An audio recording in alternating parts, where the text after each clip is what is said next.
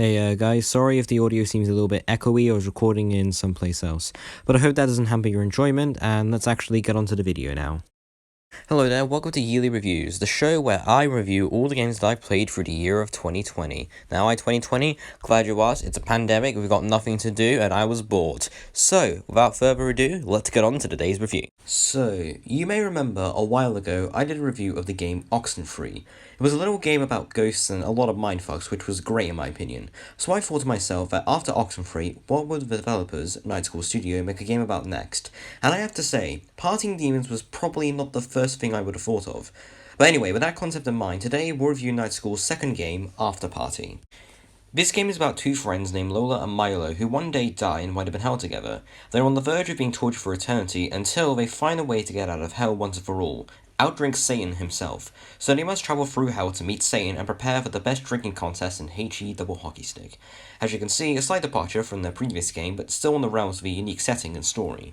Speaking of the setting, this is one of the game's strong points. The party-like atmosphere, colours, and how it looks really sets this out as a very vibrant hell.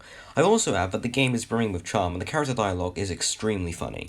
You'll need to sell your love for Lutzelfrau's treats good, my dear. Give me your least disgusting piece of crap. But not literal poop, please? Right. Good catch. The music is also a strong point as it just mixes well with the atmosphere, like you're currently at a fun party. Although, I wouldn't know, judging by the fact that I've never been invited to one. And the fact that there's a pandemic. So now, it's time to get into the flaws of Afterparty, but the biggest one to me becoming apparent after I say it. In terms of mechanics and character design, at least with the humans, it kind of feels like Night School's previous game, Oxenfree.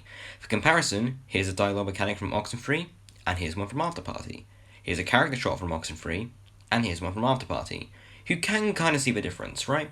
I also feel like the rapid travelling around the map was kind of a bit tedious, which was also one of the flaws I forgot to mention with, again, Oxenfree. Wow, I'm making a lot of callbacks to Oxenfree, huh?